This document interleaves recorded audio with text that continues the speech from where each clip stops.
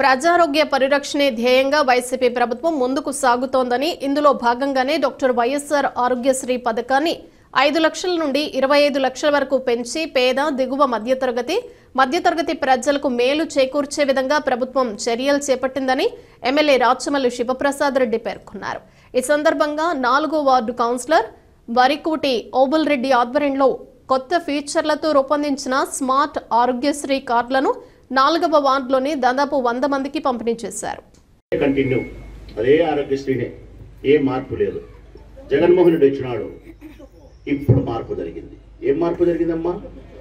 తండ్రి ఇంత దూరం ఆలోచిస్తే, అంటే ఒకంత దూరం ఆలోచిస్తే బిడ్డ ఇంకా మరింత దూరం ఆలోచించినాడు పేదవాళ్ళ జీవితాల గురించి. ఏమని? 5 లక్షల రూపాయల కార్డు ఇచ్చినారు, బానే ఉంది. 5 లక్షల రూపాయల కుటుంబంలో ఒకరికి వచ్చి ఒక ఆపరేషన్ చేసి 5 లక్షలు అయిపోతే, అదే సంవత్సరంలో మళ్ళీ రెండో వారికి ఏదైనా జబ్బు వస్తే ఎట్లా? రెండో సమస్య, 1049 జబ్బులు పెట్టినారు వీళ్ళు, బానే ఉంది. అంతకంటే వేరే జబ్బులు వస్తే పేదవాడు ఆడిపోవాలా? ఇది రెండో ప్రశ్న. ఇదిగో ఈ నిబంధనలు పెట్టి కొంతమందికి ఇస్తున్నారు కదా, మరి మిగతా వారికి ఎందుకు ఆరోగ్యశ్రీ కార్డు ఇవ్వకూడదు? వాళ్ళు కూడా పేద మధ్యతరగతి వర్గాలే కదా అని చెప్పి అదొక ప్రశ్న. 4, హైదరాబాద్లో మాత్రమే హాస్పిటల్ చూస్తే ఆ హాస్పిటల్ వాళ్ళకు నచ్చదు, బెంగళూరు నచ్చుతుంది, చెన్నై నచ్చుతుంది, పెద్ద డాక్టర్ ఉంటాడు, అక్కడికి పోయేదానికి వసతి లేకపోతే ఎట్లా? లెక్కున్నోడు పోతాడు కదా, ఇది ప్రభుత్వం ఇచ్చేదని పోలేడు కదా, అట్లా ఉండకూడదు, పోవాలా. 4, 1, 5 లక్షలు కాకుండా సంవత్సరానికి ఒక్కసారి ఆ కార్డు విలువ, ఈ కార్డు విలువ 25 లక్షలు తల్లులారా. 25 లక్షలు అంటే 5 ఏళ్లకు ఒకసారి కాదు, ఇది సంవత్సరానికి. ఈ కార్డు మీ ఇంట్లో ఉంటే, మీ కుటుంబ సభ్యులకు ఏ ఆపద ఆరోగ్యానికి సంభవిస్తే ఈ కార్డు తీసుకొని మద్రాస్, బెంగళూరు, హైదరాబాద్, అమరావతి ఈ 4 రాష్ట్రాలలో 250 హాస్పిటళ్లలో ఎక్కడికి పోయి కార్డు మీరు ఇచ్చిన 3555 జబ్బులకు సంవత్సరానికి నీ కుటుంబానికి 25 లక్షలు వైద్యం చేస్తారు. అంటే డబ్బు పెంచినాడు, ఊర్లు పెంచినాడు, జబ్బులు పెంచినాడు, కార్డు ఇవ్వడానికి నిబంధనలు కూడా సడలించినాడు. దీన్ని ఏమంటారమ్మా? దీన్ని ఏమంటారు? ఈ కారణాలను జగన్మోహన్ రెడ్డిని పేద ప్రజల పట్ల విపరీతమైనటువంటి ప్రేమ కలిగిన వాడు. నా వాళ్ళు ఎవరూ చచ్చిపోకూడదు, నా వాళ్ళు ఎవరు డబ్బుతో ఇబ్బంది లేక ఇబ్బంది పడకూడదు అని చెప్పి హృదయ స్పందన ఎక్కువ కలిగి పేదవాళ్ళ పట్ల విపరీతమైనటువంటి పక్షపాతి, మీకు సీమ కూడా దోమ కూడా కుట్టకూడదు, ఆరోగ్యంగా ఉండాలా అని చెప్పి ఆలోచించే హృదయం జగన్ది. మరి ఆ మధ్యలో 5 ఏళ్ళు చంద్రబాబు నాయుడు ఉన్నాడు, ఏమీ సంస్కరణ చేయలేదే, ఏమీ మార్పు చేయలేదే, ఏమీ మీ గురించి ఆలోచించలేదే. అంటే కారణం ప్రేమ లేదు, నిబద్ధత లేదు, పరిపాలన పట్ల నిబద్ధత లేదు, మీ పట్ల ప్రేమ లేదు, మీకేదో చేయాలనే ఆరాటం లేదు తల్లి. ఒక్కటి కాదు, 100 కారణాలు చెప్తా చంద్రబాబు నాయుడుకు జగన్మోహన్ రెడ్డికి ఉండే వ్యత్యాసం. 100 చెప్పగలుగుతా. రాజశేఖర రెడ్డికి చంద్రబాబు నాయుడుకు ఉండే కారణాలు 1,00,000 చూపిస్తా వ్యత్యాసాలు. ఎవరు మంచి, ఎవరి చెడ్డ? మీ పిల్లలు అడగండి అమ్మా, చెప్తారు. స్కూల్ బాగుపడినాయా, బాగుపడలేదా? అంతకుముందు ఎట్టున్నాయి, ఇప్పుడు ఎట్టున్నాయి? నాడు నేడు వచ్చిన తర్వాత ఎంత డబ్బు పెట్టి ఖర్చు పెట్టి స్కూల్ బాగు చేసినారు.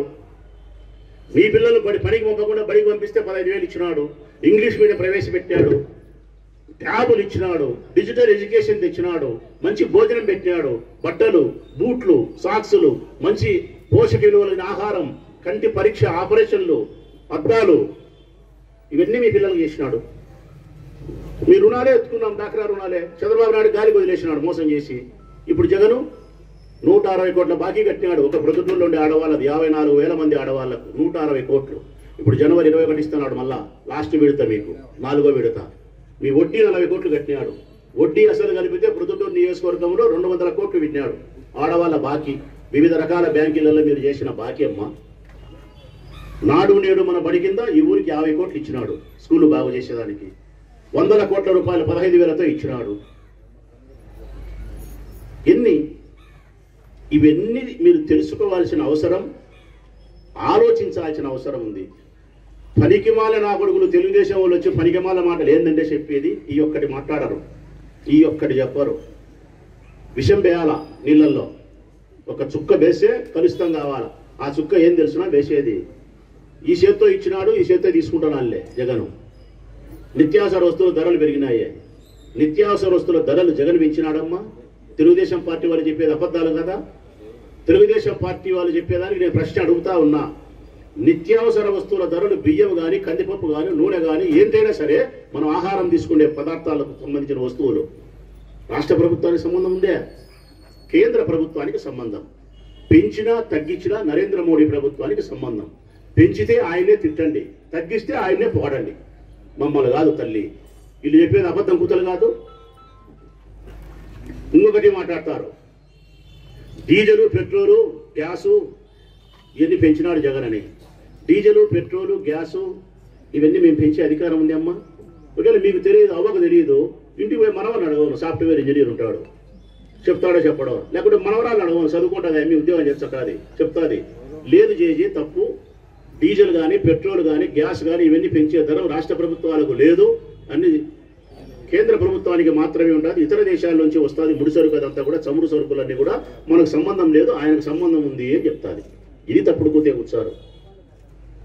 ఇంకా మిమ్మల్ని రెచ్చగొట్టేదానికి చెత్త ప్రభుత్వం ఇది, చెత్తకు పన్ను తీసుకుంటున్నారనేది. ఎంతమ్మా మీకు చెత్తతో పన్ను తీసుకునేది మేము తల్లి? మురికివాడలు అయితే రోజు రూపాయి అంటే ఎంతమ్మా? 30 రూపాయలు. మీ పిల్లోడు బడికి పోతాంటే రూపాయి ఇవ్వడు, మీ ముఖాన్ని ఇసురు కొట్టుకుపోతాడు వాడు. నేను బడికి పోకపోతాడు. మన ఇంటికాడికి ఒక ఆటో వచ్చి పీక వాంచి మీరు ఇచ్చిన 3 బుట్టలు తడి ఈ 3 బుట్టలు తీసుకొని వాడు తీసుకుపోయి ఎక్కడన్నా వేసి మీరు దావల వేయకుండా, బజార్న వేయకుండా, మీ ఇల్లు శుభ్రంగా పెట్టి, మీ వీధి శుభ్రంగా పెట్టేప్పుడు ఆ పని చేసిన వానికి 1 రూపాయి లెక్క మీరు ఇచ్చే తీయని వచ్చదమ్మా రూపాయికి. అది జగన్ ఇట్టిచ్చి ఇట్లా తీసుకునే అంట. వీళ్ళు మాట్లాడే మాటలు రెచ్చగొట్టే మాటలు కదమ్మా ఇవన్నీ. మాకు ఏదైనా సంబంధం ఉందంటే ప్రజలకు స్పష్టంగా చెప్తా ఉన్నాం. డీజిల్ కానీ, పెట్రోల్ కానీ, గ్యాస్ కానీ మాకు సంబంధం లేదు. నిత్యావసర వస్తువుల ధరలు మాకు సంబంధం లేదు. చెత్తకు వేసే రూపాయి పన్ను మీరు మాట్లాడడం అన్యాయం, అది మాకు సంబంధం తప్పది. ఆ మాట అనకూడదు. మీరు రూపాయే మీ శుభ్రం కోసం ఇస్తున్నాం, చేస్తున్నాం. ఇక మాకు ఏదైనా సంబంధం ఉందంటే కరెంటు బిల్లు అడగండి, మాకు సంబంధం. రాష్ట్ర ప్రభుత్వానికి సంబంధించిన కార్యక్రమం కరెంటు బిల్లులు పెరిగినాయి అంటే మమ్మల్ని అడగండి. నాయన ఇంత పెరిగినాయి, ఇంత తగ్గింది, ఎంత పెరిగినాయి, ఎంత పెరగలే, అంతకుముందు చంద్రబాబు ఉన్నప్పుడు ఎంత పెరిగినాయి, అవన్నీ ఆలోచన చేసి మాది ఏదైనా తప్పు ఉంటే దాన్ని మమ్మల్ని ప్రశ్నించండి, సమాధానం ఇస్తాం, వివరణ ఇచ్చుకుంటాం, కాళ్ళలో కడుపులో పట్టుకొని చెప్పుకుంటాం. మాది ఉండేదైతే ఉందని చెప్తాం, లేదేదైతే లేదని చెప్తాం. మేము మేలు చేసిందైతే మేలు చేసిందని చెప్తాం, చేయలేదైతే చేయలేదని చెప్తాం. తెలుగుదేశం పార్టీ వాళ్ళ మాదిరి అబద్ధం కూతలు, ఆగిత్యం కూతలు అయితే కుయ్యలేము, మా చేత కాదు. ఏమ్మా న్యాయమా అని చెప్పేది అన్యాయమా? పలకండి అక్క గారు, న్యాయమే కదా. ఇవన్నీ మీరు ఆలోచన చేసుకోండి అమ్మా. ఇల్లు కట్టించి ఆయన బీదోళ్లకు 1, మీ బాకీ కట్టా 2, మీ బాకీకి వడ్డీ ఆయనే కట్టా 3, మీ పిల్లలను పుట్టేప్పటి నుంచి డిగ్రీ అయిపోయిన తర్వాత ఆయనే చదివించా 4, 4-5 పథకాలు పెట్టి పేదరికానికి ఎంతో కొంత సంవత్సరానికి 70,000, 80,000, లక్ష రూపాయలు వచ్చేటట్టు సాయం చేశా 5. మీకు ఎవరికి అనారోగ్యం వేసినా మీ లెక్క పోకూడదని చెప్పి 25 లక్షల ఆరోగ్య కార్డు ఇచ్చా 6. ఎవరికే కానీ 1 రూపాయి లంచం లేకుండా మీ ఇంటికాడికే వాలంటీర్లు వచ్చి పని చేసిపోయింది 7. ఈ సచివాలయాన్ని కలెక్టర్ ఆఫీసులోనే అమరావతిలో కూడా మీ ఇదిలోనే పెట్టా 8.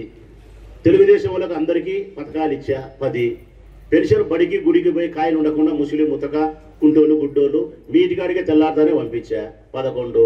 పెన్షన్ పెంచి 3,000 ఇచ్చా 12. ఎన్ని చెప్పాలమ్మా? మీతో ఒక ఓటు వేసుకునేదానికి 30 చెప్తా నేను. 30. ఒక్కటి తప్పుంటే ఓటు వేయకండి తల్లులారా, ఒక్కటే. నేను చెప్పే దాంట్లో జగన్మోహన్ రెడ్డి ప్రభుత్వానికి ఒక్కటి తప్పుంటే నాకు ఓటు వేయొద్దు, తెలుగుదేశం పార్టీకి ఓటు వేయండి. మేము చేసింది కరెక్ట్ అయితే, మీ పట్ల మేము నిజమైన ప్రేమను చూపించుంటే, ప్రతి అవ్వ పట్ల మనవల్లాగా ఉంటే, ప్రతి తల్లి పట్ల మేము కొడుకులాగా ఉంటే, ప్రతి చెల్లెల పట్ల మేము అన్నలాగా ఉండేది నిజమైతే, మా ప్రేమే కలుషితం లేకుండా నిజమైతే, మా సహాయమే మీకు దక్కినది నిజమైతే, మా గౌరవాన్ని కాపాడాల్సింది ఎన్నికలు ఎవరమ్మా? మీరు తల్లులు, మీరు మా గౌరవాన్ని కాపాడాలా. నా బిడ్డ అనుకునేప్పుడు మా అమ్మ నాకు ఓటేయదా? మా అన్న అనుకునేప్పుడు నా చెల్లెలు నాకు ఓటేయదా? నా మనవడు అనుకునేప్పుడు అవ్వ నాకు ఓటు వేయదా? ఇంకా నాకే మీరు ఓటు అయినప్పుడు, నా జెండాకే మీరు వేయకుండా నన్ను అగౌరవపరిచినప్పుడు ఇంకా మాకెందుకమ్మా పదవులు ఈ ఊరు? మీరే మాకు అవమానం చేస్తే మాకు ఉండేదే మీరు అనుకున్నాం. మేము నమ్మినేదే ఈ రాష్ట్రంలో 2 కోట్ల మంది ఆడవాళ్ళను స్పష్టంగా చెప్తా ఉన్నాం. మేము నమ్మిందే ఆడవాళ్ళను. రాష్ట్రంలో 4 కోట్ల మంది ఓటర్స్ ఉన్నారు. 2,7,00,000 మంది మీరున్నారు. 7 లక్షలు మీరే ఎక్కువ ఉన్నారు ఆడోళ్ళే మగవాళ్ళ కంటే. మేము మా పార్టీ జెండా ఓడిపోవాలంటే ఈ రాష్ట్రంలో ఆడోళ్ళందరూ ఒక్కసారి మాయం కావాలా? అది అవుతుందే?